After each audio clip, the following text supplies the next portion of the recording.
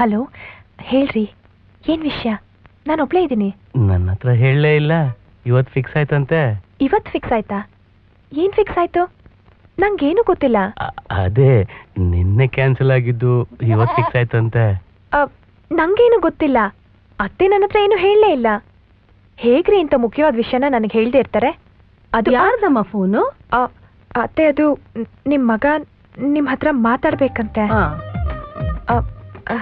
Hello, ಏನು ನಾಚಿಕೆನಾ? ನನಗೂ ಹಾಗೆ ಆಗ್ತಿದೆ. ರಾಮಕೃಷ್ಣ, ಯಾಕೋ ಏನೇನೋ ಮಾತಾಡ್ತಿದ್ಯಾ? ಅಮ್ಮ, ನಾನು 6:30 7 ಗಂಟೆ ಒಳಗೆ ಬಂದ್ರೆ ಸಾಕಾ? ಯಾಕೆ ಅಷ್ಟು ಬೇಗ ಮನೆಗೆ ಬರ್ಬೇಕು? 8 ಗಂಟೆ ಒಳಗಡೆ ಮನೇಲಿ ಇರ್ಬೇಕಂತೆ. ಅದೇನು ಫಾರ್ಮಾಲಿಟೀಸ್ ಅಂತೆ. ಓಹೋ, ಅಷ್ಟು ಬೇಗ ಹೆಂಡತಿ ಮಾತು ಕೇಳಕ್ ಶುರು ಮಾಡ್ಬಿಟ್ಯಾ? ನೋಡು ರಾಮಕೃಷ್ಣ, ಇನ್ಮೇಲೆ ನೀನು ಜಾಸ್ತಿ ದುಡಿಬೇಕು. ಎಲ್ಲ ಕೆಲಸ ಮುಗಿಸ್ಕೊಂಡು ನಿಧಾನಕ್ ಬಾ, ಪರವಾಗಿಲ್ಲ. ಅಮ್ಮ, ಅದಲ್ಲ, ನಿನ್ನೆ ಕ್ಯಾನ್ಸಲ್ ಆಗಿದ್ದು ಇವತ್ತು ಫಿಕ್ಸ್ ಆಯ್ತಂತೆ. 8 ಗಂಟೆ ಒಳಗಡೆ ರೂಮಲ್ಲಿ ಇರ್ಬೇಕು ಅಂತ ಭಾಸ್ಕರ್ ಹೇಳಿದ್ನಲ್ಲ. ಏನೋ ಇಷ್ಟ ಸೈವಾಗಿ ಮಾತಾಡ್ತಿದೀಯಾ? ಅದಕ್ಕೆ ಅಂತ ಒಂದ್ ಒಳ್ಳೆ ದಿನ ಮುಹೂರ್ತ ನೋಡಿ ಮುಂದಿನ ವಾರಕ್ಕೆ ಫಿಕ್ಸ್ ಮಾಡಿದೀವಿ ತಾನೆ. ಈಗ ಫೋನ್ ಇಟ್ಟು ಕೆಲಸ ನೋಡ್ ಹೋಗೋ. ಮುಂದಿನ ವಾರನ? ಮಲ್ಲಿಗೆ ಹೂ ಸ್ವಲ್ಪ ಜಾಸ್ತಿನೇ ತಗೊಂಬ. ಇನ್ನೊಂದ್ಸಲ ಹೇಳು. ಇನ್ನು ಗಟ್ಟಿಯಾಗಿ ಹೇಳು.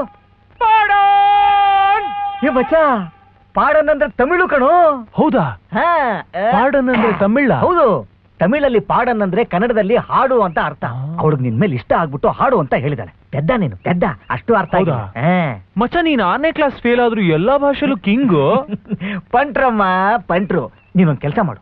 ಅವಳು ಇನ್ನೊಂದ್ಸಲ ಬಂದು ಪಾಡನ್ ಅಂತ ಹೇಳ್ತಿದ್ದಂಗೆ ಒಂದ್ ಹಾಡು ತೆಗೆದು ಬಿಡು. ಅವಳು ಹಂಗೆ ತಿರುಗಿ ಬಿದ ಬಿಡ್ಬೇಕು. ಬೈಲೆ, ಅದ್ ಹೆಂಗಾಡ್ತೆ? ಸ್ಯಾಂಪಲ್ ಒಂದ್ ಹಾಡು. ಏನ್ ಹಾಕದು? ನಿನ್ನ ಬಾಯಿಗೆ ಮಣ್ಣ. ಹೇ, ಯಾವ್ದಾದ್ರು ಒಂದು ರೊಮ್ಯಾಂಟಿಕ್ ಸಾಂಗ್ ಹಾಡು. Romantic? Okay. Excuse me, only thing I tell you sorry beautiful, very beautiful. ಪಾಡನ್ನ ಹಾಡ್ತೀನಿ. ಸಿಕ್ಕಾಪಟ್ಟೆ ಇಷ್ಟಪಟ್ಟೆ, ಇಷ್ಟಪಟ್ಟೆ ಸಿಕ್ಕಾಪಟ್ಟೆ, ನಾನು ಸೂಪರ್ ರಂಗ. ಇವಳಿಗೆ ಈ ಹಾಡು ಇಷ್ಟ ಇಲ್ಲ ಅನ್ಸುತ್ತೆ.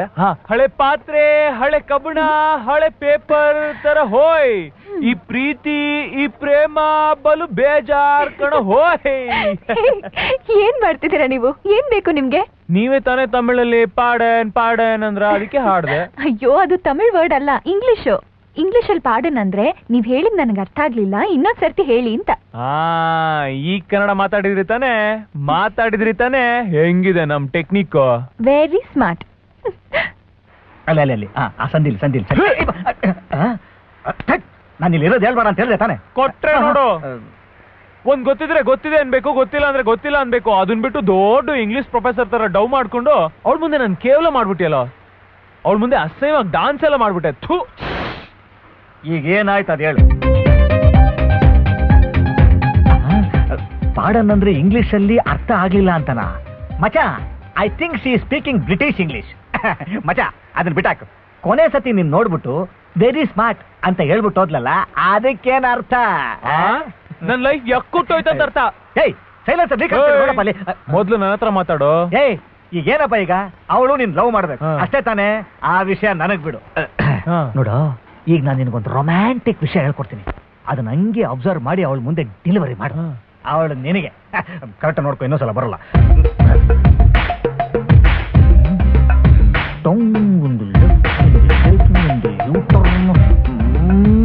ಸರ್, ಪಾನ್ ಗಿನ್ಲ ಹೋಗಿಬಾರು ಸರ್ ಇಲ್ಲಿ. ನಡಿ, ನಾವು ಆ ಕಡೆ ಹೋಗಿ ಪ್ರಾಕ್ಟೀಸ್ ಮಾಡೋಣ.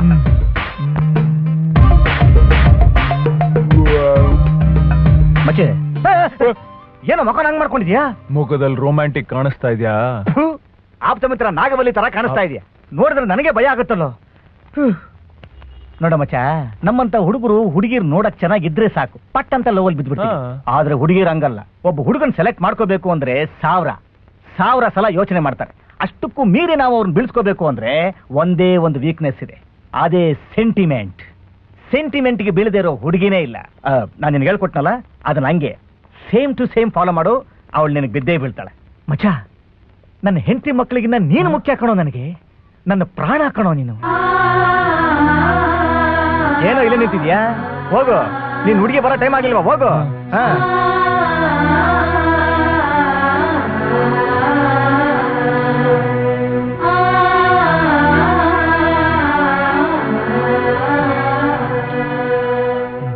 ನಿಂತ್ಕೋ.